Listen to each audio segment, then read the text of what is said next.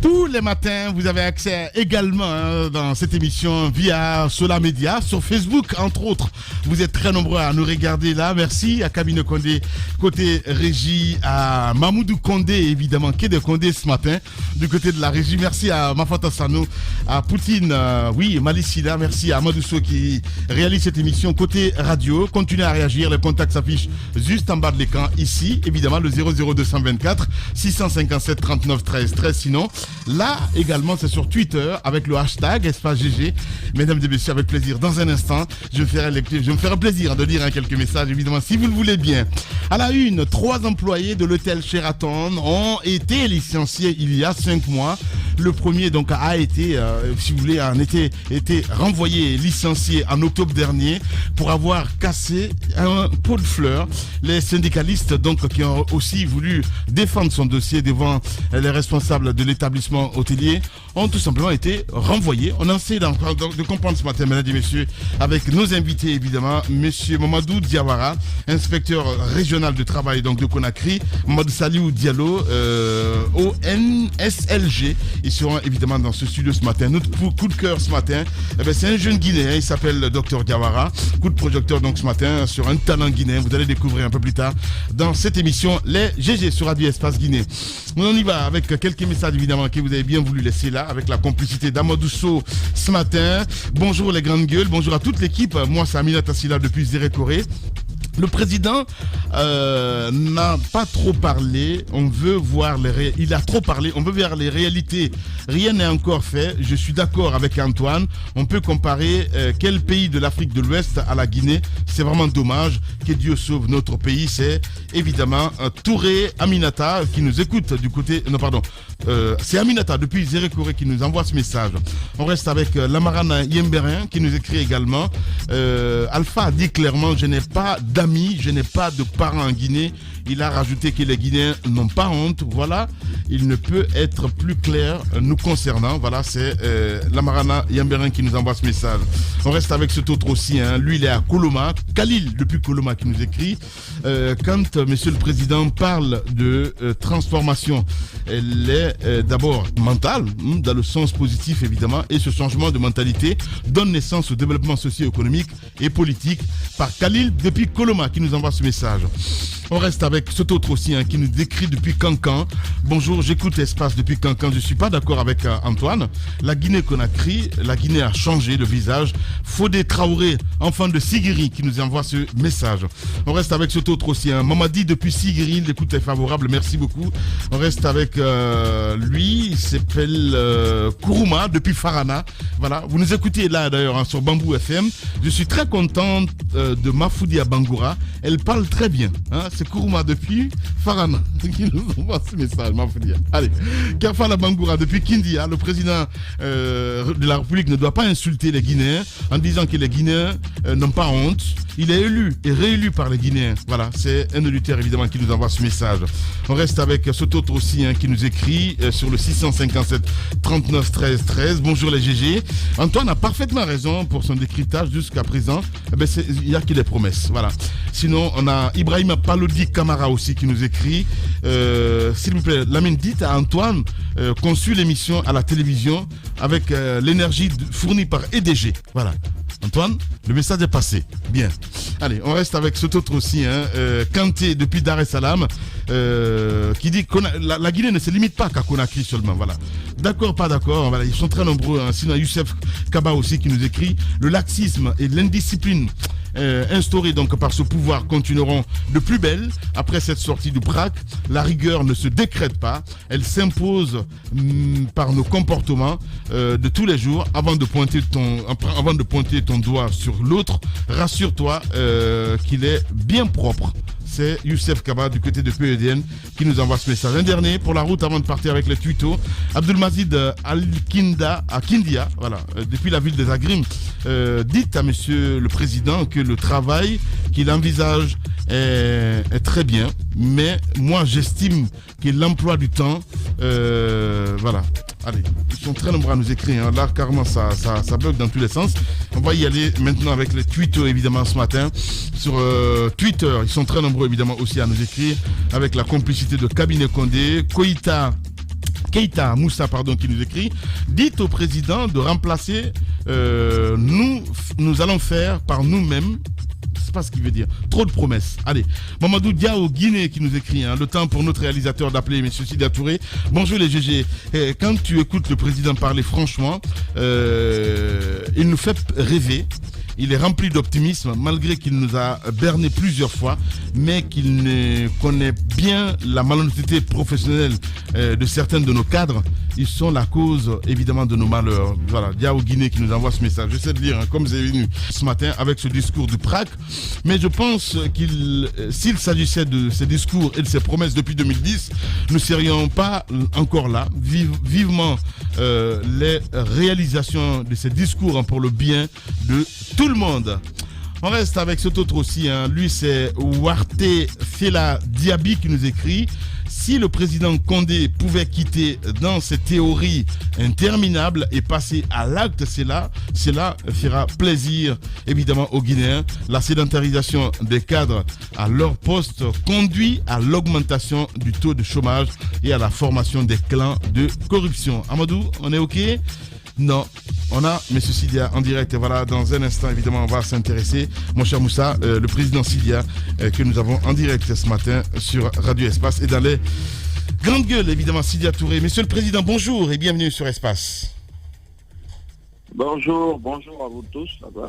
Oui. Monsieur le Président de l'UFR, au cours de Guinée Investment Forum, le président Alpha Condé a dit ceci: nous voulons attirer des investisseurs et nous sommes engagés à mettre en œuvre des réformes, même les plus difficiles, pour faire de 2021 l'année de la transformation complète de la Guinée.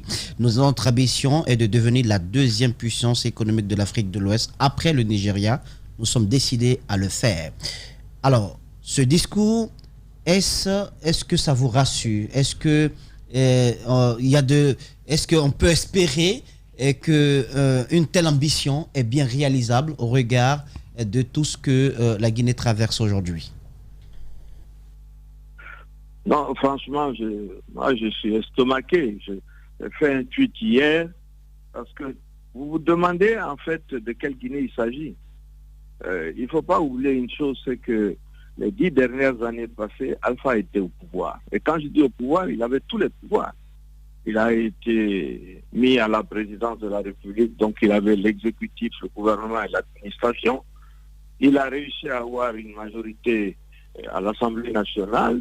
Et sur les textes importants, nous n'avons pas hésité à accompagner pour avoir la majorité de 2/3.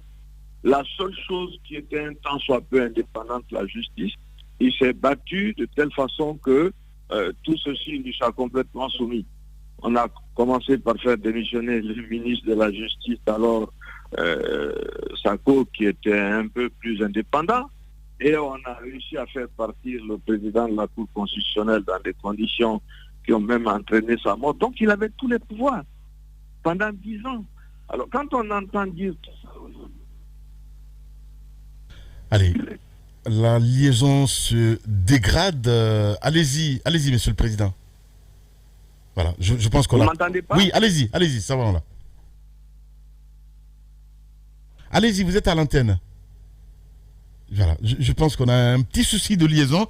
Mon cher Amadou, vous allez essayer de le rappeler. Voilà, il va revenir dans un instant. Évidemment, oui, il fait suite à son tweet d'hier. Mon cher Daoud Mohamed Kamara, on a vu le tweet d'Alpha. Oui, qui hallucine, comme il le dit, et qui pense que Alpha Condé aura eu tout le temps nécessaire pour réaliser ce qu'il fait aujourd'hui de ses promesses pour un an ou pour les 6 prochaines années.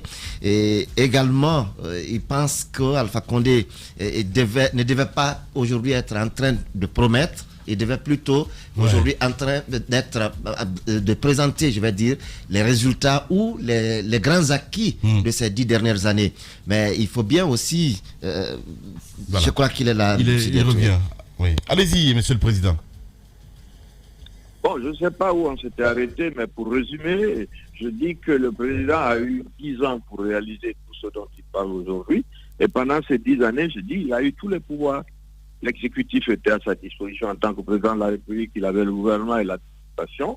Le législatif, il avait une majorité à l'Assemblée qu'on a accompagné chaque fois qu'il y avait des textes importants.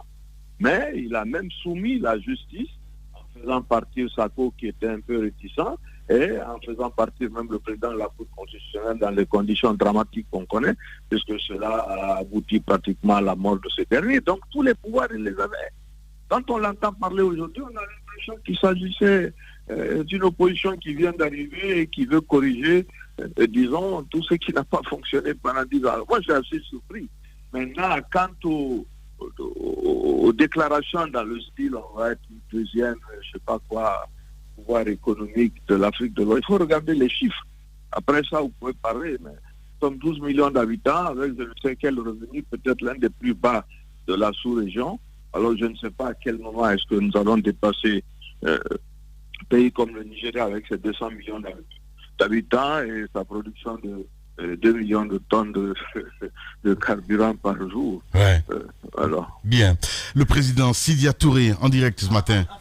Faisant un focus sur le secteur minier parce que à l'écouter, on a comme l'impression qu'il est particulièrement fier du secteur minier. Est-ce que, je sais pas moi, la magie peut prospérer, la magie peut provenir de là? Non, ce n'est pas possible. Le secteur minier, on n'a aucun mérite. Ça, c'est ce qui se retrouve dans notre sous-sol. C'est ce que nous allons en faire. Les mines sont là depuis des millions d'années. Et puis, si on n'arrive pas à vendre tout, je pense qu'il en restera encore pour les générations à venir. Donc, il n'y a pas de fierté en cela. Là où il y aurait la fierté, c'est si on arrivait à transformer cela pour créer de l'emploi. Il ne faut pas oublier, je crois que c'est le professeur Ousmane Kaba qui dit, le docteur Ousmane Kaba qui disait que dans les mines, il n'y a que les emplois de chauffeurs et de manœuvres. S'il n'y a pas de transformation, il n'y a que les recettes que vous pouvez avoir. Tout ça, au niveau du développement économique, cela n'apporte rien. Alors, citer les milliards de tonnes qu'on a en bauxite, en fer, qui ne sont pas transformés en Guinée, je n'en vois vraiment pas la nécessité. Ce qui est le plus frappant, c'est que sur les mines, on vous donne des milliards de tonnes, mais dès qu'on passe à l'agriculture, vous n'entendez plus aucun chiffre. Personne ne dit on a produit 20 000, 200 000 tonnes de ceci ou de cela. Non, non, non. On parle dans l'air. Alors que c'est là où se trouve, disons, le jugement pour la transformation du pays, pour la création d'emplois, pour l'amélioration des conditions de vie de nos populations. Donc ça, c'est un peu raté. Bien. Le président Touré en direct. Allez-y, Mafoudia. Alors, c'est vrai que la Guinée, avec ses vastes étendues cultivables, il y a beaucoup à dire sur ce secteur. Mais déjà, moi, je voudrais vous ramener sur le forum lui-même. Est-ce que, hormis le discours, c'est vrai que le président a été la grande star, mais est-ce que vous vous êtes intéressé au forum même avec ses organisateurs, ses invités? Qu'est-ce que vous pensez de ce forum? Est-ce que vous pensez que de leur côté, les organisateurs et autres ont joué quand même leur rôle? Sur les détails, je ne connais pas. Ce que je sais, Mafia, c'est que j'ai organisé en son temps, quand où j'étais Premier ministre, je crois, le premier forum des investisseurs en Guinée. Le forum, c'est pour essayer de vendre votre pays. Dire les réformes que vous avez faites, vers où est-ce que vous allez, les infrastructures que vous avez développées, pour encourager les gens à venir sur vous. Vous ne venez pas pour dire que les gens de chez vous, ils ne valent rien, ce sont tous des menteurs, ce sont des voleurs, ainsi de suite. Bon, on ne voit pas très bien comment vous allez attirer les mouches avec du vinaigre. Donc, j'estime qu'il y a vraiment un raté. La deuxième chose que je voulais vraiment signaler par rapport au forum et à notre participation, vous avez un pays comme le Sénégal qui investit en Guinée dans le cadre de la téléphonie. Chaque fois qu'il y a un besoin de cadre, de réparation, on est obligé de faire venir les Sénégalais parce que le secteur de l'éducation en Guinée, allez à Sonfoya aujourd'hui, vous voyez ce qui s'y passe. Parce que tout ceci, ne soyons pas déconnectés de la réalité. Quand nous nous rendons compte de la réalité, qu'on va voir comment est l'agriculture, comment est l'éducation, comment est le secteur de la santé, vous allez comprendre qu'il y a le discours et puis il y a les faits en Guinée qui ne sont pas en accord avec tout cela. Voilà. Allez-y. Monsieur le Président, toujours par rapport à ce discours du chef de l'État, quand même, il y a un pan qui a attiré les attentions, c'est les droits humains. Il est allé jusqu'à dire qu'en Guinée, devant ses parterres de journalistes et puis aussi l'écosystème entrepreneurial guinéen, mais aussi étranger, il est allé jusqu'à dire qu'il n'y a pas de détenus politiques en Guinée, que ceux qui sont là en détention ne sont pas des opposants et tout. Quelle grille de lecture par rapport à un tel discours? Pour moi qui connais Alpha, ça ne m'étonne pas. C'est une négation de la réalité, c'est tout. Lui-même a été détenu ici, on aurait pu dire que ce n'était pas un détenu politique. D'ailleurs, ce qui n'était pas, parce que lui, on l'a arrêté à la frontière. Donc, ce qui était totalement différent. C'est assez dommage, parce que nous avons aujourd'hui des jeunes gens, des hommes politiques qui sont détenus dans des conditions exécrables. Oui. Voilà, quelques soucis de liaison avec le président de l'UFR en direct ce matin chez nous. Amadou, je ne sais pas, vous allez essayer de le rappeler, hein, sinon peut-être proposer un autre numéro. Allez-y, mon cher Daouda, il va revenir dans un instant à l'antenne. Moi, je trouve bon, le président de l'UFR est dans son registre, mais il faut dire que, comme nous l'avons dit à l'entame de cette émission, il y a ce que font les organisateurs de ce forum, il y a l'ambition qui est affichée, il y a le côté planning pour la Guinée, mais celui qui tient le gouvernail de la gestion de ce pays, c'est bien le président de la République. Et le ton, c'est lui qui le donne. Et ça rejaillit jusqu'au niveau même des postes les plus... Oui, je comprends très bien. Même les postes les plus élémentaires. C'est-à-dire que s'il décide aujourd'hui que la Guinée va aller sur de nouvelles roues, la Guinée va prendre une autre direction, s'il décide de lier la parole à l'acte, je vous assure que nous allons entrer dans une nouvelle ère. Je suis parfaitement d'accord. Quand on sort d'un... Les opposants disent qu'il reste un opposant éternel. Moi, j'ai envie de dire ce matin, c'est un opposant proposant en même temps. Oui, mais il s'oppose, en même temps, il propose. Oui, il s'oppose, il propose. Lamine, c'est un opposant proposant. Lamine, dans le domaine, par exemple, de l'assainissement, de la gestion publique, depuis qu'il est à la tête de ce pays, regard de tout le classement que vous connaissez chaque année, classement fait par Transparency International sur la gangrène, cette gangrène qu'on appelle la corruption dans notre pays. Vous avez vu quel effort en termes de sanctions effectuées par l'État guinéen pour lutter véritablement contre la corruption. Les grandes gueules. La corruption est tellement en train de s'ancrer qu'il est contraint, lui, chef de l'État, de mettre une petite commission auprès de lui à la présidence pour essayer de veiller sur certaines choses. Je trouve que... Il y a une volonté quand même qui est là. Lamine, moi je veux qu'on fasse la différence entre deux choses. Comment ça, Moussa? La différence c'est quoi? Tu n'as pas dire une chose de son contraire, mon cher ami. La différence c'est quoi? Non, je ne dis pas une chose de son contraire. Je suis désolé, mais quand tu dis qu'il met un bureau du côté de la présidence, c'est une volonté. C'est une volonté, ça? Bien sûr. C'est une volonté qui est là. Sur ce bureau, on a une agence. Sur ce bureau qui est annoncé, par exemple. La volonté aurait consisté... On a une agence de lutte contre la corruption. La volonté aurait consisté à renforcer les capacités opérationnelles des différentes structures qui existent, qui sont fondées, qui sont créées déjà par des textes de loi et qui jouent le rôle dans moi j'ai un problème.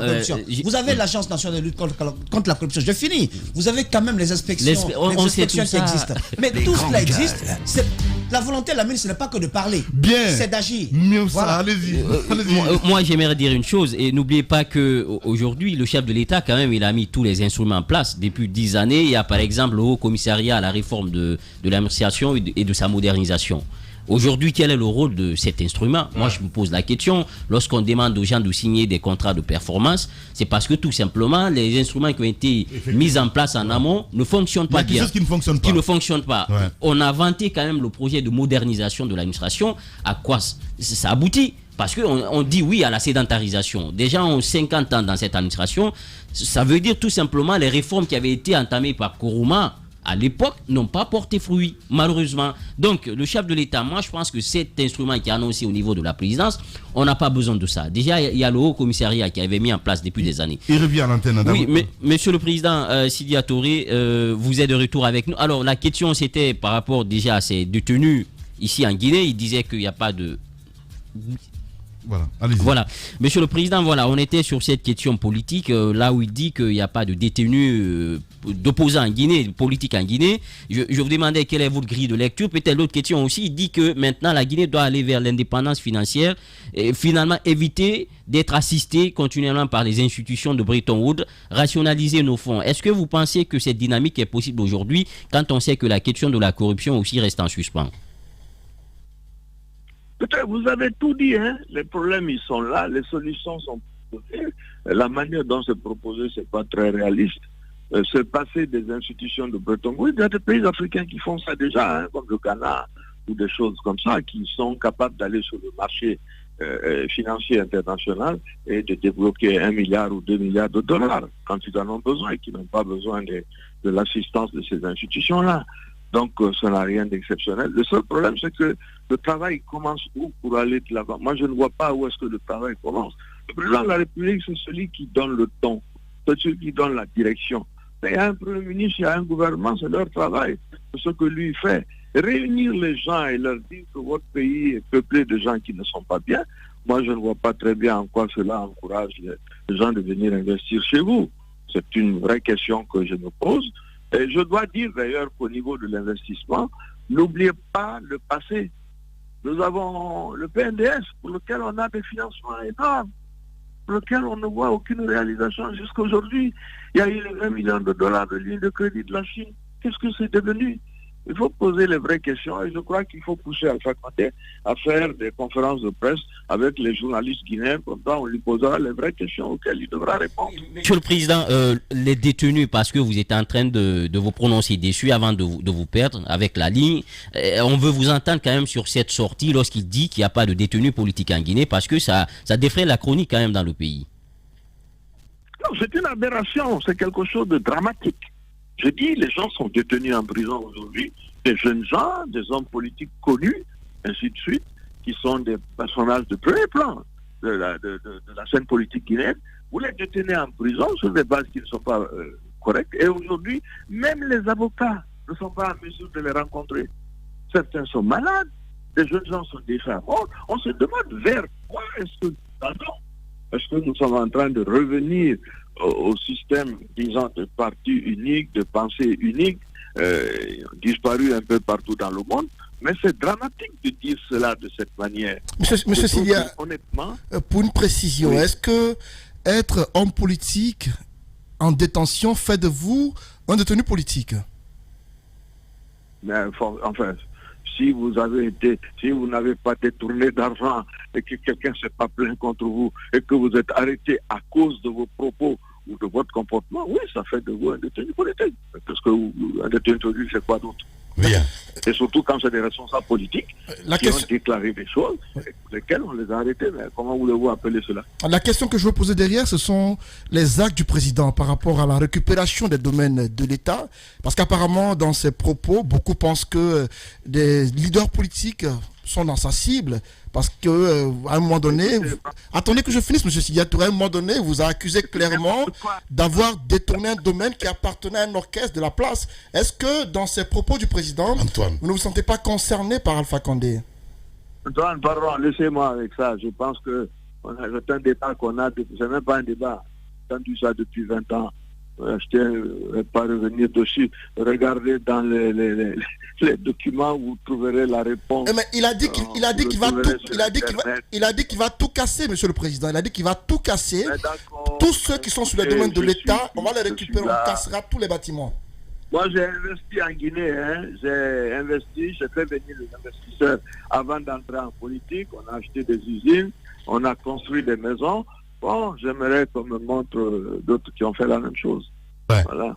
Le président Sidia Touré en direct ce matin. Allez-y, Daouda Mohamed. Oui, l'autre question, vous avez rappelé le PNDS, vous avez rappelé la ligne de crédit avec la Chine et autres, mais concrètement sur le terrain, les actions sont visibles. Quand on prend la nationale Koya d'Abola, c'est quand même de la ligne de crédit avec la Chine. Le PNDS, est-ce que en profondeur, pas superficiellement, vous vous êtes intéressé aux actions réelles menées dans ce sens?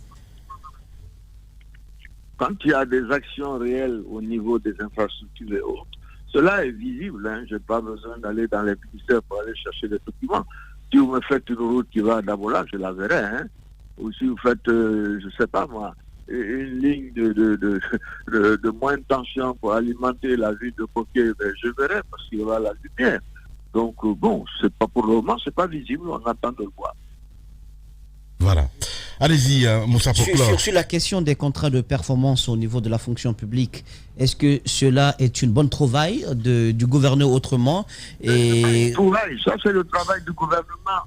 Donc à laisser le gouvernement faire ça. C'est pas le président de la République qui s'occupe. Voilà. C'est pas le président, évidemment, de s'occuper de ça. Merci beaucoup, en tout cas, monsieur le président, d'avoir accepté notre invitation ce matin, voilà, du côté de la Côte d'Ivoire. Merci beaucoup. Merci beaucoup. Ouais. Les grandes gueules sur Espace, c'est la représentativité de la diversité de la société guinéenne. Ils n'ont jamais peur de défendre leurs idées. Entre débats animés, accrochages et éclats de rire, 2 heures de talk show pour parler, décrypter et débattre de l'actualité et des véritables préoccupations des Guinéens. De 9h à 11h sur Radio Espace et en simultané sur Espace TV. Allez, avant de recevoir évidemment nos 2 invités dans un instant sur cette antenne, c'est bien sûr Mamadou Diawara, inspecteur régional du travail de Conakry, Mamadou Salihou Diallo, secrétaire général donc de ONSLG. Ils seront dans un instant avec nous. Oui, cette enquête exclusive, mon cher Moussa Moïse Silla, vous êtes toujours avec ces histoires de drogue, cocaïne, une Guinéenne. Bah oui. Pourquoi vous dites que vous êtes toujours avec ces histoires de cocaïne, de drogue? Mais c'est toi qui as mis l'enquête. Oui, mais les mots ont leur place. Faites attention à ce que vous dites. Allez, on revient alors sur cette enquête, mon cher Moïse. C'est une information que je mets à la disposition du public. Bien sûr que oui, là, Moussa. Voilà, je mets une information à la disposition du public. Il y a du nouveau? Non, pas par rapport au grand dossier. Bien. Mais c'est un peu le même monde. Bien. C'est le même monde puisque c'est une saisie qui a été effectuée mardi sur une jeune dame née en 1982, donc une jeune dame qui a fini ses études en 2011, en 2010-2011, et donc qui a réussi à avoir une entrée à l'université du côté de Chypre, qui devait donc s'y rendre pour aller faire ses études. Donc elle a été approchée par les cockgates qui l'ont approché. Bon, ça c'est un néologisme, c'est moi qui l'ai créé. Donc qui l'ont approché, qui lui auraient certainement fait faire son passeport, parce que son passeport date quand même de quelques mois juste, et donc qui lui ont donné une quantité de cocaïne à transporter du côté de Chypre. 1 kg 200 grammes. Donc en boulettes, plaqué au niveau de ses soutiens-gorge, mais au niveau des sous-vêtements. Donc, c'est pas la même dame? C'est pas la même dame. Okay, là, c'est une autre dame. Okay. Mais ce qui étonne, c'est que c'est une dame quand même qui a un diplôme, qui a fait l'université, qui a étudié, qui connaît les tenants, certainement les aboutissants d'un tel acte, mais qui accepte de le faire. Selon les informations que j'ai, elle aurait mis en avant les difficultés financières qu'elle rencontre, notamment sa prise en charge du côté de Chypre, le financement de ses études et tout, et du coup c'est ce qui l'a amené à accepter ce qui s'est passé. Donc il y a des enquêtes qui sont en cours. L'unité de ciblage de la douane à l'aéroport, c'est cette unité dont vous voyez les images des boulettes, c'est cette unité qui a mis la main sur cette dame, parce que la douane, elle est compétente. Ça a viré donc au bleu. Donc la douane est compétente. Après le test, là, ils ont fait le test sur chaque boulette. Boulette. Oui, on a compris, Moussa. Non, c'est important, parce que vous savez ce à quoi on assistait de l'autre côté. Bien. Donc il y a que c'est l'unité, donc la cellule de ciblage de douane qui a fait cette saisie, donc qui a confié le travail ensuite à l'OCAD, l'antidrogue, qui va prendre la relève pour traquer. Et ceux qui sont derrière ça, qui ont mis cette bonne dame, je ne veux pas la dédonner, mais elle me fait un tout petit peu pitié, qui l'ont certainement mise dans cette histoire, la pauvreté aidant, donc elle a dû mordre à la maison de cette façon-là. Donc il faut rappeler que ce qui est important, c'est d'encourager les services qui font leur boulot. L'unité de ciblage joue son rôle. L'OCAD est en train de jouer également son rôle. La commission rogatoire sur la grande enquête est également en train de faire son travail. Bien entendu, la direction nationale des renseignements économiques et narcotiques également qui joue également son rôle. Maintenant, ce qui importe, c'est de savoir que dans différents pays, on saisit de la cocaïne. La plus grande saisie peut-être vient de se faire du côté de l'Allemagne. 23 tonnes de cocaïne d'une valeur estimée entre 1,5 et 3,5 milliards d'euros, s'il vous plaît. Donc 16 tonnes saisies dans le port en Allemagne, et un peu plus de 7 tonnes saisies du côté du port d'Anvers en Belgique. Donc, mais ils ont réussi à mettre la main sur cela. Et les enquêtes sont en cours, parce que c'était dans des conserves, pour retrouver également ceux qui sont derrière ce cartel-là. Donc la Guinée ne doit pas baisser la garde. Nous devons continuer à encourager les services qui font le travail, et derrière, au bout du rouleau, que la justice également ne puisse pas mettre à l'eau le travail qui est effectué par les OPJ, qui est effectué par l'unité spéciale LOCAD, et qui est également effectué par le service des douanes. Parce que ces agents pour les encourager à ne pas tomber dans la facilité, il faut que la justice soit rendue. Ouais. Parce que si cela n'est pas fait, Ouais. beaucoup d'entre eux peuvent s'adonner à ce à quoi nous avons assisté récemment. Donc je tire chapeau donc à cette cellule de ciblage et puis je fonde l'espoir Ouais. que l'OCAD va pouvoir démanteler le réseau qui est derrière cela, le réseau qui a donc mis cette jeune demoiselle dans cette histoire. Voilà. Allez, les GG continuent sur Espace. L'idée des grandes gueules n'est pas d'être un petit village dans sa fierté face à tous les autres journalistes qui auraient renoncé. Ce que, de plus, nous ne croyons pas. Notre idée est plutôt de faire école, d'aider tout le monde et de constituer un laboratoire utile à tout le monde.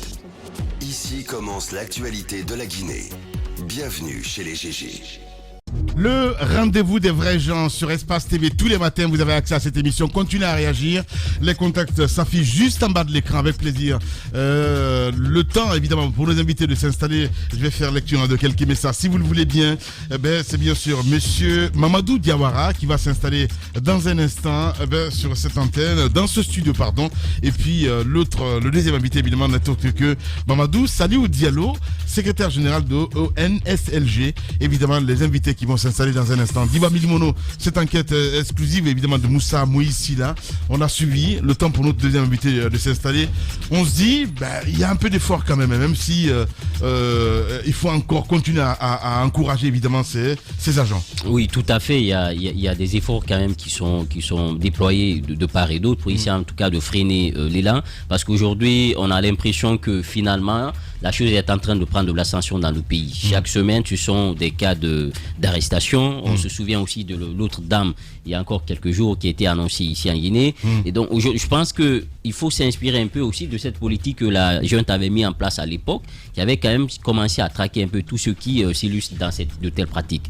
Donc, aujourd'hui, le pays est en alerte, même la sous-région, parce que tout simplement, la DEA mais aussi les États-Unis ont compris qu'il fallait quand même mettre en avant la lutte contre la consommation de stupéfiants dans les pays de la zone. Et ce qui quand même il faut noter, c'est que la législation aussi doit être durcie dans le pays. Parce qu'on a l'impression qu'ils ont compris dans les pays où les législations ne sont pas, disons, rigides vis-à-vis des personnes qui s'illustrent dans telles pratiques.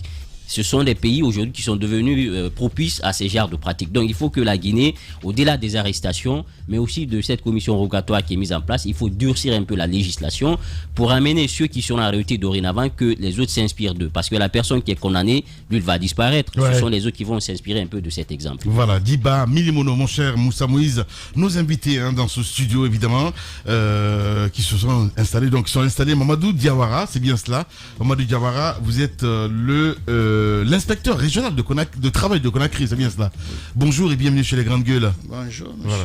Monsieur Diallo, Mamadou Saliou, bonjour et bienvenue. Bonjour à vos millions d'auditeurs et téléspectateurs. Donc c'est suite au sujet que j'ai brossé hier concernant nos compatriotes du côté de Sheraton, le syndicat qui a donc été mis à la porte. Et j'ai rappelé la genèse, c'est suite donc à un pot de fleurs qui a été cassé. Donc le problème n'a pas été solutionné en Guinée. Ça aboutit à une plainte à l'international. Donc l'inspection générale du travail ayant écouté nos propos hier a décidé d'apporter sa version des faits, histoire de démentir un tout petit peu ce que nous avons dit. C'est pourquoi également il y a le syndicat. Donc droit de réponse. Voilà, il y a le syndicat qui a accompagné ces jeunes travailleurs de Sheraton, qui a donc porté la plainte à l'international, qui est également présent dans ce studio, raison pour laquelle vous avez à mes côtés M. Diallo. Donc je vais commencer par M. Diawara, puisque c'est l'inspection du travail. Alors de ce dossier, qu'est-ce que vous en savez? Puisque j'ai eu dit que vous avez déjà traité ce dossier et que tout est fini, selon l'information qui m'a été rapportée. M. Diawara. Oui, merci, M. Silla. Permettez-moi d'exprimer d'abord ma déception face à ce dossier. Et parce que ce que nous sommes en train de vivre maintenant devait être le premier pas. Le premier pas au niveau des syndicalistes qui sont pleins et le premier pas de votre radio. C'est-à-dire nous mettre face à face pour recueillir la vérité. Mais il ne faut pas attendre que Les gens viennent... Pour l'instant, vous n'avez pas le monopole de la vérité. Vous n'avez encore rien dit. Non. Exposez-nous les faits. Qu'est-ce que vous avez vous en dit? savez. Je parle de la démarche. Voilà. Moi, je parle de la démarche. Allez-y. Je ne parle pas de la conclusion. Est-ce que vous voyez? Parce que j'entends parler de pot de fleurs, hein? Et ce n'est pas l'élément principal de cette situation. Et je vous apprends que le pot de fleurs en lui-même, la casse du pot de fleurs, dans les conditions normales, constitue une faute professionnelle. Parce que, suivant les renseignements que nous avons recueillis, le pot de fleurs était situé dans la salle à la réception. Et le passage à la réception est interdit. Donc, ce jour, d'après eux, il pleuvait énormément. Ce monsieur qui a cassé le pot de fleurs a pris les habits pour aller à la bienvenue. Il a emprunté le raccourci. Donc, il a préféré, malgré tout, de passer par la réception. Oui. Et c'est à cette occasion qu'il a cassé le pot de fleurs. Donc, un accident de travail, on va le dire. Moi, je dis que... J'ai l'impression que Monsieur Diawara, oui, j'ai l'impression d'écouter le patron de Sheraton ce matin. Oui. C'est extraordinaire. Donc, le pot de fleurs cassé, la jeunesse vient de là. Le pot de fleurs cassé peut expliquer le licenciement de 3 personnes? Non. À votre avis? J'aime bien. Allez-y. Oui. Ok. Ce n'est pas la cause immédiate. C'est pas la cause immédiate. C'est ce que j'attends. Je vous dis que cette étape même constitue une faute professionnelle. D'accord. Est-ce que vous voyez?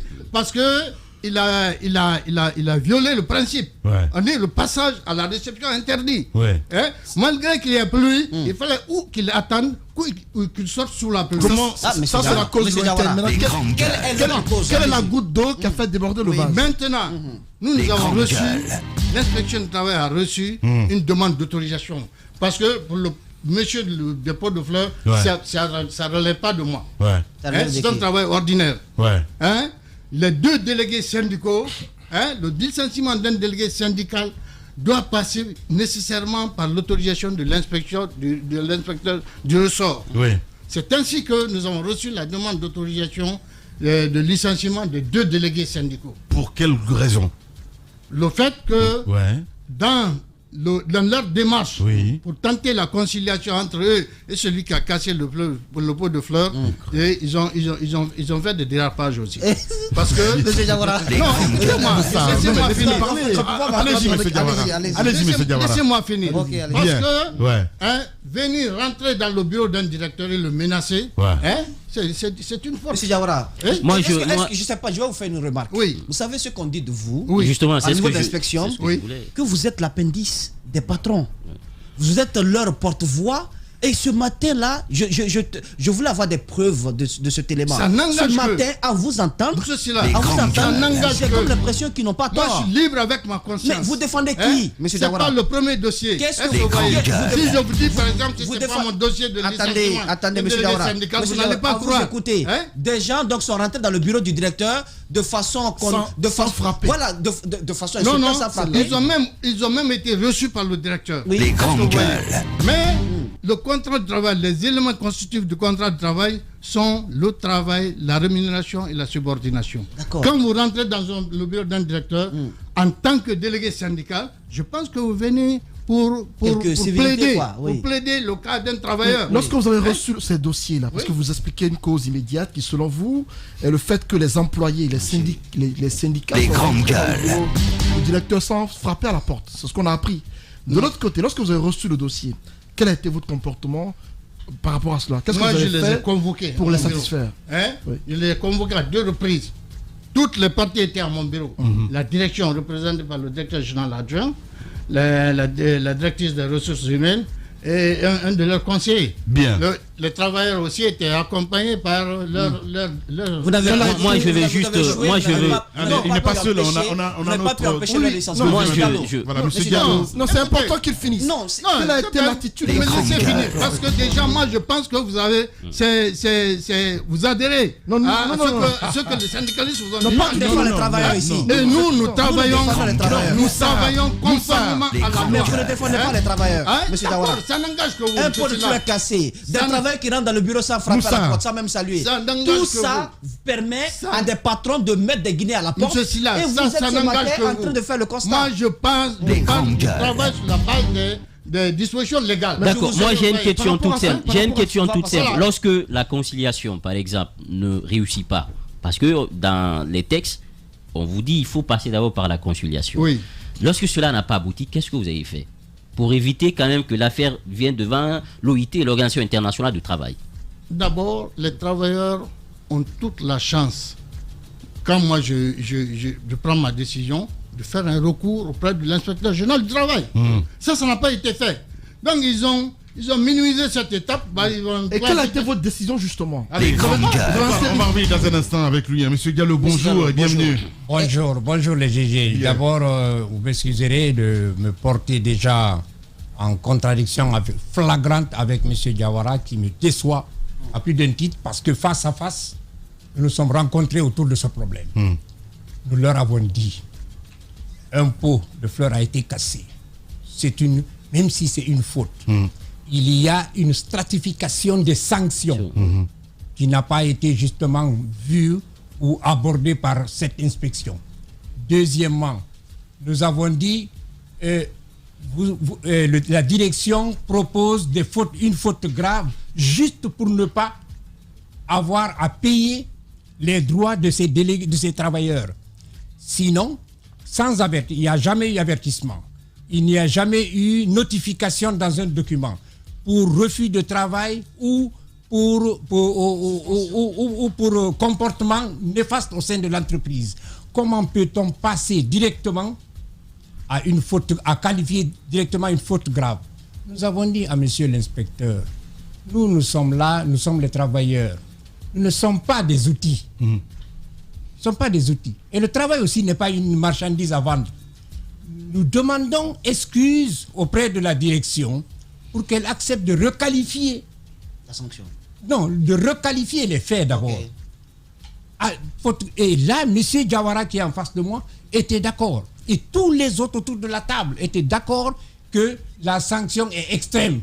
La qualification n'était pas celle qui sied. Qu'est-ce qui s'est-il passé? Maintenant, on nous a écoutés. On a écouté la direction. Ils ont écouté la direction. Et après, ils nous ont dit que dans une semaine, qu'il allait nous rappeler. Bien. Entre-temps, comme dans tous les différents, au niveau du mouvement syndical ou alors dans le monde du travail, il y a des négociations. Nous avons eu la chance de rencontrer l'inspecteur chargé de la zone de Ratoma et l'inspecteur général du travail lui-même. Nous lui avons dit, écoute, c'est des Guinéens, c'est des jeunes Guinéens d'ordre de 30 ans. Vous ne pouvez pas prendre de telles qualifications parce qu'une directrice des ressources humaines veut renvoyer ces gens-là pour mettre pression sur la présence syndicale dans l'entreprise. Cette dame est anti-syndicat partout où elle est passée.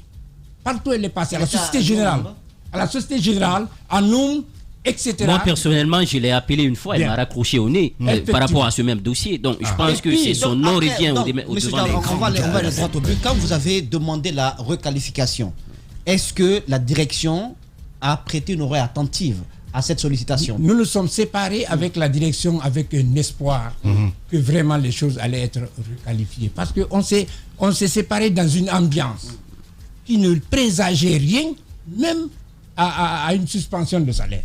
Donc, confiants, parce que ce sont nos partenaires, nous sommes partis. Nous sommes tous des personnes responsables. Qu'est-ce qu'ils font?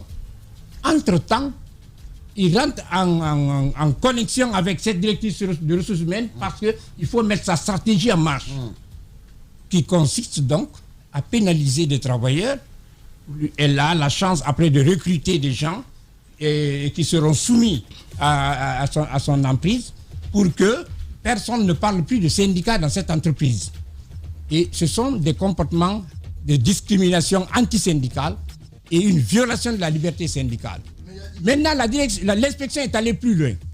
Elle autorise le licenciement sans même nous donner une copie de l'autorisation de licenciement. Le licenciement et du travailleur fautif et des deux délégués.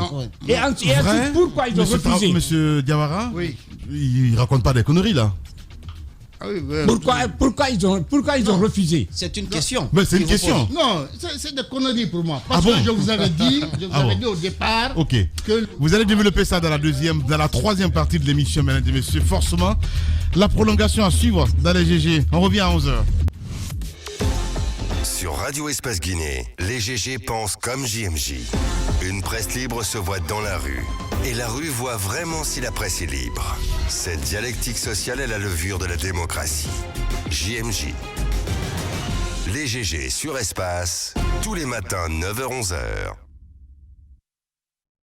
La prolongation, évidemment. Merci de nous rejoindre dans la troisième partie de cette émission, mesdames et messieurs. Le débat continue dans un instant sur cette antenne. Je le disais tantôt, 3 employés de l'hôtel Sheraton ont été licenciés il y a 5 mois. Le premier a en effet été renvoyé, donc licencié en octobre dernier pour avoir cassé un pot de fleurs. Les syndicalistes qui ont aussi voulu défendre évidemment son dossier devant les responsables de l'établissement hôtelier ont tout simplement été renvoyés. Les démarches menées auprès de l'inspection générale du travail ont été vaines. Les employés ont finalement bénéficié du soutien de la Fédération de l'hôtellerie touristique, restauration donc et branche connexe en Guinée. Cette fédération et 2 autres évidemment structures syndicalistes ont décidé de porter l'affaire devant l'Organisation internationale du travail et la plainte est portée donc contre l'État guinéen pour le non-respect de la convention relative à la protection des travailleurs. Éclairage et réaction évidemment ce matin depuis 10h.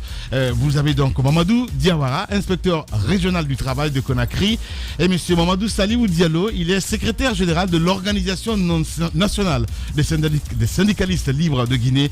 Avec eux, nous allons continuer le débat dans un instant, évidemment, mesdames et messieurs. Notre coup de cœur ce matin, je le disais tantôt, coup de projecteur ce matin sur un talent guinéen, Dr Amara Diawara à l'honneur. Il vient donc de remporter la 5e édition du prix Challenge AP Afrique. Sa plateforme donc Afriqueur, destinée aux professionnels de la santé et des patients guinéens et maliens, permet les consultations et la prise en charge, la prise de rendez-vous donc en ligne. C'est une innovation majeure appréciée par le jury pour la facilité qu'elle donne aux médecins d'accéder donc au dossier médical du patient, grâce à un livret de santé et un carnet de vaccination. Le lauréat est l'invité de cette émission, mesdames et messieurs, un peu plus tard à suivre dans cette émission Les GG sur Radio Espace Guinée. On continue le débat, mon cher Moïse, avec évidemment nos 2 invités. Monsieur Diawara disait donc que les premiers propos tenus par monsieur Diallo étaient faux. Oui, faux dans la mesure où il a indiqué que les actes de licenciement pris par votre service, ils n'en ont pas reçu copie. Voilà. Vous niez cela? Dans la pratique, en Guinée, le code du travail ne le révèle pas. Quand c'est un employeur qui nous a écrit, c'est à l'employeur qu'on répond. Il ne nous a pas permis de distribuer ça avec copie. Ouais. Je précise avec copie parce que si nous ne sommes pas d'accord, c'est cette copie qui nous permet d'aller au tribunal du travail. Dans la pratique, justement, nous ne le faisons pas. Je ne parle. Non, votre pratique maintenant, elle est connue de tout le monde. C'est la plus mauvaise. Ça, c'est clair. Oui, c'est toi qui le dis. Non, j'apprécie nos relations. J'apprécie nos relations parce que en matière de gouvernance du travail, le premier élément, c'est la Convention 81 qui est supranationale, qui consacre l'inspection du travail et au contrôle et au rapport sur toutes les activités ou sur toutes les anomalies qui se passent à travers la juridiction, soit nationale, soit régionale. Deuxièmement, vous avez la politique de l'emploi. Ils n'ont jamais jusque-là remonté aucun rapport ou mis à la disposition des partenaires sociaux un seul rapport qui nous permette de voir leur comportement sur le terrain. Troisièmement, sur le dossier de licenciement des délégués syndicaux. Si vous voulez, vous n'êtes pas pour faire le procès de si l'inspection du travail. Si vous voulez, je reviens. suis pas d'accord. Je reviens. Fais ton rapport et adresse les grandes gueules. Ça c'est fait. C'est ça le problème. Ça c'est fait. Nous sommes sur un dossier précis. Bien. Pour le licenciement, leur devoir. Comment un inspecteur peut avoir les mêmes mots, les mêmes virgules avec la direction de l'entreprise face à un problème donné? Il y a anguille sous roche. Deuxièmement, étant partenaires sociaux, le devoir les incombe de nous reconvoquer pour dire que bon voilà, nous avons analysé le problème, nous pensons que nous allons donner le quitus de licenciement. Ils ne l'ont pas fait. Et puis, lorsque l'international a saisi le gouvernement guinéen par la personne du Premier ministre, le dossier a été confié automatiquement au conseiller de M. le Premier ministre en charge du tourisme, qui nous a invités, nous sommes venus, il nous a entendus de long en large. Quand ils ont appelé Hadja Mariama Kamara, qu'est-ce qu'elle dit? Que ce dossier est déjà classé. Ils passent à autre chose. Et c'est le même langage de l'inspection. Nous sommes dit donc, il y a quelque chose. Je pense que comme ça. Moi, j'interviens pour la partie qui me concerne. Monsieur Diawara, je ne divague pas, monsieur Diallo. Je ne divague pas. Hein? C'est pas une divagation. Je vous dis qu'on a été saisi par la direction du Sheraton, par une lettre régulière, pour demander l'autorisation de licenciement des 2 délégués syndicaux. Le dossier arrivé à l'inspection générale du travail a été orienté chez moi, comme d'habitude. Mon inspecteur général me donne la main libre dans le traitement des dossiers des délégués syndicaux. Je les ai convoqués, les 2 parties, à 2 reprises. Je les ai écoutés. Et sur la base des explications, j'ai tenté une conciliation. Parce que chez nous, quelle que soit la nature de la faute, on tente de rapprocher le point de vue des partenaires. Ouais. Vous pensez que dans cette histoire-là, vous n'avez pas fauté du tout, pas d'avertissement, vous prenez des sanctions directes. C'est ce que j'arrive pas à comprendre, justement. Pas de mise à pied, pas de mise à pied, voilà. C'est-à-dire, c'est pas un passage obligé. Mais si, je suis désolé. Mais non, monsieur Diawara. Je vous le dis maintenant. C'est pas un passage. Moi, j'ai une question juste de bon sens. Monsieur l'inspecteur, moi, j'ai une quelle question. est la faute qui est très grave dans cette histoire? Expliquez-nous un peu. Parce que je vous regarde, mais je n'arrive pas à comprendre. Quelle est la faute qui est très grave? Pas comprendre. Mais expliquez-moi pourquoi. Quelle est la faute grave qui a été commise? Au-delà, ne me parlez pas de pot de fleurs cassées. Non, j'en viens. Oui, c'est quoi la faute? Je vous dis à l'entame que le contrat de travail, les éléments constitutifs d'un contrat de travail, c'est le travail, la rémunération et la subordination juridique. Est-ce que vous voyez? Vous ne pouvez pas venir un matin, rentrer dans le bureau de monsieur. Moi, je fais une question de bon sens. Juste une question de bon sens. Juste une question. Moussa, s'il te plaît. Non, on ne peut pas être d'accord. Juste, moi, j'ai une question. Laissez-moi continuer mon petit bonhomme de Je veux juste que vous fassiez remarquer qu'il y a 2 aspects.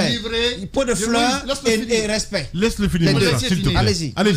Allez-y, monsieur. Je vous dis que j'ai reçu par l'entremise de mon inspecteur général le dossier. J'ai convoqué les parties et je les ai écoutés. Sur la base de ce que j'ai reçu, j'ai dit que j'ai demandé au directeur de bien vouloir mettre l'éponge sur le dossier. Est-ce que vous voyez? Bon, mais le directeur dit que vraiment qu'il faut trancher conformément à la loi.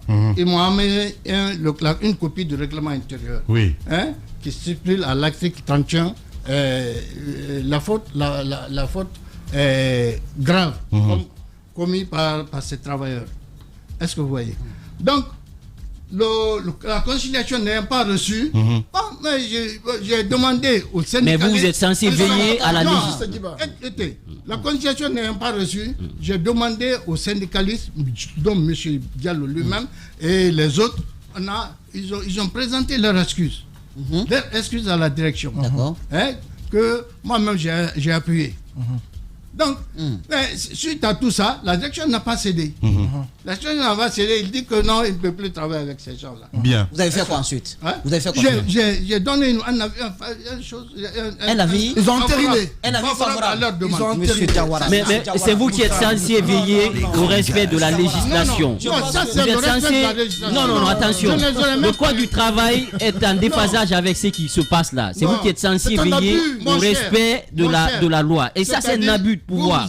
Vous qui nous regardez à distance, vous pensez que tout est facile. Non. Mais vous êtes là pour veiller au respect du code du travail. Allez, on va s'écouter. Vous pensez que le On va travail a l'écouter. toujours raison. Casser un pot de fleurs. Diba. Est-ce que cela peut expliquer le licenciement d'une personne? Vous Pardon, savez, on va l'écouter, Moussa, s'il te plaît. On va l'écouter. Allez-y, Voilà. monsieur Diawara. Donc, moi, je ne suis pas je ne suis plus à ce niveau-là. Ouais. Les délégués syndicaux sont partis menacer monsieur le directeur général adjoint dans son bureau.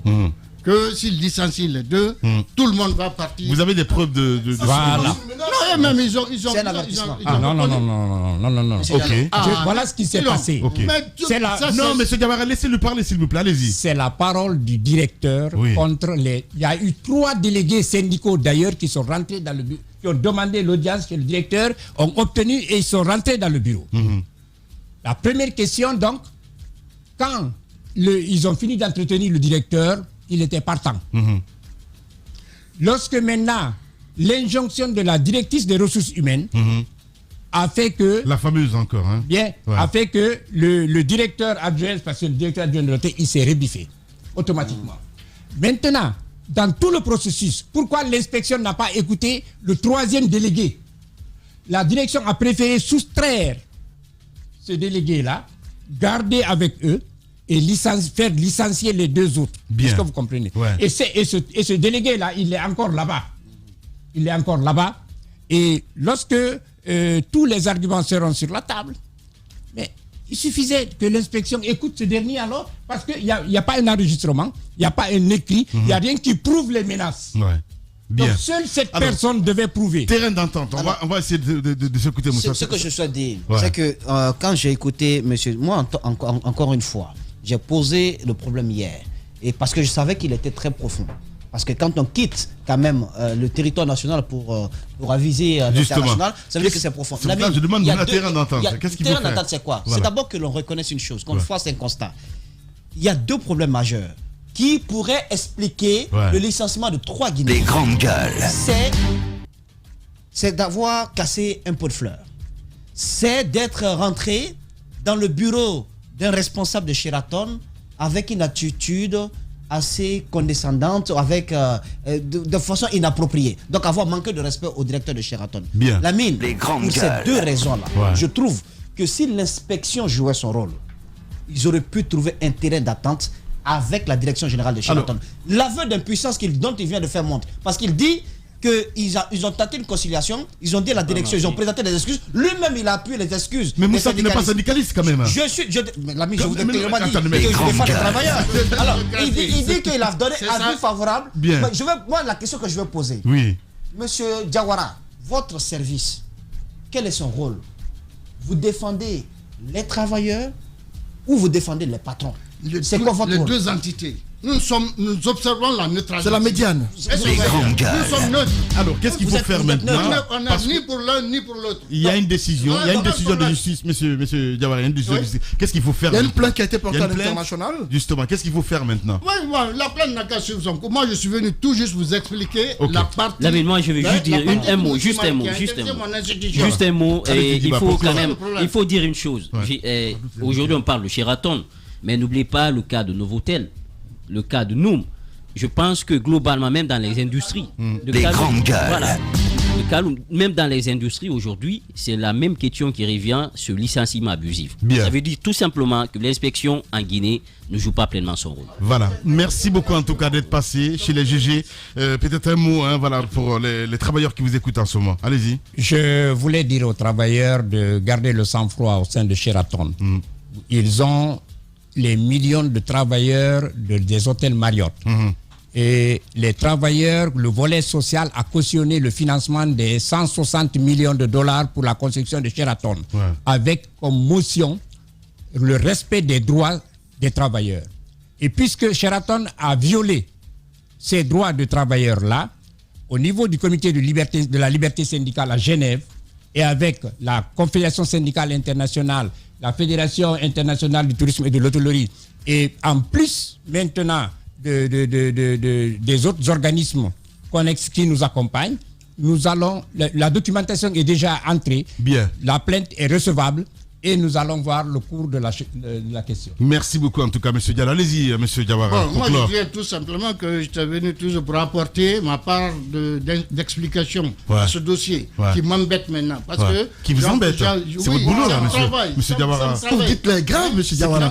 Ça vous embête? Non, ça me retire. Il retire. La balle est partie. Moi, c'est de l'eau versée. Antoine, c'est très grave. Il dit qu'il retire, Antoine. C'est déjà trop tard. Vous ne pouvez pas. Non. La carrière de jeunes Guinéens est en jeu. Ce sont des jeunes Guinéens. Mais vous le traitez d'une manière légère, mais de façon simpliste. On a l'impression que ça ne vous dit rien du tout. Que des Guinéens. Non, c'est votre métier, mais vous semblez banaliser l'émotion de côté. Pas du tout. Ce sont les termes employés par M. Diawara qui révoltent. Allez-y, les termes employés par M. Diawara ne sont pas respectés. Il y a des dizaines d'années je suis dans ce métier. Ce dossier vous embête. C'était comme si... Antoine, travail, on vous paye pour ça. Mon travail. Mais j'ai eu des dossiers plus compliqués. Pourquoi ça vous embête? Bien, allez-y, M. Diawara. Allez-y, M. Diawara. De toute façon, voilà le problème. Je constate que ça, c'est j'ai trouvé un clan. Est-ce que vous voyez? Un clan. Parce que je vois que, non, ça je le dis franchement. Comment ça? Franchement, par l'intervention de M. Silla, que nous sommes là, que eux ils sont là pour défendre le travail. C'est-à-dire nous sommes là pour ne rien faire. Et vous ne savez pas ce qui se passe chez nous. Vous savez ce qui se passe dans votre maison, mais vous ne savez pas ce qui se passe à la Qu'est-ce qui se passe chez vous? Pourquoi c'est aussi difficile? Intéressez-vous un peu à la vie de l'inspection générale. Non, mais à la vie de l'inspection générale. Mais c'est important. Quant à la défense des intérêts des travailleurs. C'est peut-être un cri de cœur. Mais voilà le problème. C'est que je vous apprends que le syndicaliste guinéen pense qu'il est tout permis. Est-ce que vous voyez? Et pourtant, il est travailleur d'abord avant d'être syndicaliste. Et c'est ce que leur hiérarchie leur dit très souvent. Mais le syndicaliste guinéen nous formons nos délégués. Nos délégués sont bien formés, c'est pour ça que partout ils passent. Je vous le dis. Non, laissez-moi finir, je vous en prie. Le syndicaliste guinéen manque d'éducation ouvrière. Est-ce que vous voyez? Sinon, on ne peut pas aller dans le bureau d'une hiérarchie, aller menacer. Et voilà. Bien. Merci en tout cas à tous les deux d'être passés ce matin chez les GG. Et c'est cela aussi, cette émission, l'émission des vrais gens. Nous continuons dans un instant. Les grandes gueules sur Espace, c'est la représentativité de la diversité de la société guinéenne. Ils n'ont jamais peur de défendre leurs idées. Entre débats animés, accrochages et éclats de rire, 2 heures de talk show pour parler, décrypter et débattre de l'actualité et des véritables préoccupations des Guinéens. De 9h à 11h sur Radio Espace et en simultané sur Espace TV. Dernière ligne droite évidemment pour le compte de cette émission, les GG sur Radio Espace, mais aussi sur Espace TV. Vous le voyez à l'écran, coup de projecteur ce matin sur un talent guinéen. Dr Diawara à l'honneur, il vient de remporter la 5e édition du prix Challenge Happy Afrique. Sa plateforme africaine, donc destinée aux professionnels de la santé, à des patients guinéens et maliens, permet en tout cas les consultations à distance. On essaie de comprendre ce matin avec notre invité, mon cher Diba Milimono. Il est avec nous dans ce studio. D'abord, la première question. Bonjour. Bonjour, bienvenue. Voilà, bonjour, bienvenue. Et aujourd'hui, dans quel état d'esprit vous vous trouvez avec cette distinction? En fait, l'état d'esprit aujourd'hui avec l'équipe africaine, on est très fiers, très honorés de pouvoir représenter notre pays dignement sur la scène internationale, parce que c'était l'objectif au départ. Quand on s'est engagé à postuler pour le concours Challenge Afrique, j'ai promis mes amis à Paris pour dire que le prix reviendrait à la Guinée. Ça a été fait. Et grâce au travail, à l'abnégation de toute l'équipe africaine, parce qu'on a 3 équipes, une équipe basée à Conakry, une équipe basée à Bamako et à Paris. Et donc nous essayons de travailler durement pour faire en sorte qu'on puisse faciliter l'accès aux soins en Guinée, réduire les inégalités d'accès aux soins en Guinée, et parce qu'il y a des véritables problèmes par rapport à notre système de santé qui reste toujours cloisonné. Donc il faut faire des efforts dans ce sens. Et moi, en tant que médecin qui a bénéficié pas mal de choses en France, qui a voyagé beaucoup et qui a traité ces genres de questions pour des grosses entreprises, je me suis dit il fallait se lancer. Qu'est-ce qui a fait la différence, M. Diawara? Vous avez gagné. Qu'est-ce qui a fait la différence selon vous? Non, mais la question de la mine, c'est quoi le challenge App Afrique? Expliquez-nous un peu. En fait, le challenge App Afrique, c'est un concours qui est destiné aux jeunes que ce soit de la diaspora ou des jeunes qui sont sur le continent, qui est organisé par RFI et France 24, et en partenariat avec Awe, Angie, Valais, il y a beaucoup de partenaires qui accompagnent. Et cette année, c'était la 5e édition. Et l'accent a été mis cette année sur le numérique en tant que levier pour la prévention des épidémies en Afrique. Et donc, dès que le concours a été lancé, moi je me suis dit que c'était une opportunité pour nous de porter le drapeau guinéen. Et malien. On sait quand même Malien, que, voilà, il faut le préciser. Ouais. Voilà, on sait que beaucoup de jeunes développent aujourd'hui des solutions qui se rapprochent de la vôtre. Et qu'est-ce qui quand même a pesé dans la balance vous concernant? En fait, ce qui a balancé, ce qui nous a permis d'avoir le prix, c'est en fait tout le travail qui a été débattu. C'est vrai que tous ceux qui me connaissent ici à la faculté de médecine à Paris savent que je suis un perfectionniste. En fait, j'aime l'excellence dans tout ce que je fais. Je mets du paquet, je mets de la rigueur. Et j'assure que depuis que j'ai commencé le projet africain, je ne dors pas 5 heures par nuit quand je suis à Paris. Et pour me reposer, j'étais obligé de venir en Guinée parce que mon médecin m'avait demandé personnellement de prendre des repos. En plus de mon travail de consultant en santé, j'essaie de faire avancer avec mon équipe pour avoir des dossiers qui sont très bien montés. Alors, expliquez-nous votre solution. Ça répond à quel besoin et faites-nous un peu le descriptif. En fait, Africaire, c'est une plateforme de gestion des consultations et de prise de rendez-vous en ligne, accompagnée d'un carnet et d'un livret de santé électronique à destination des professionnels de santé et des patients en Afrique. En fait, ça résout un certain nombre de problématiques en Afrique qui est l'accessibilité aux soins. On sait qu'aujourd'hui en Guinée, Moussa, vous n'avez aucune visibilité sur l'offre de soins en Guinée. Vous n'avez aucune information sur les activités qui sont délivrées dans nos différents CHU, dans nos différents centres régionaux, dans nos différents CMC. Et c'est très difficile pour les usagers du système de se retrouver parce que s'ils n'ont pas l'information, ça crée de la désinformation et ça fait en sorte que les gens aillent vers l'indigénat et ça n'honore pas la médecine guinéenne. Et aujourd'hui, quel type d'information par exemple? Ça veut dire qu'il y a possibilité pour... en tout cas, faut-il avoir de la connexion?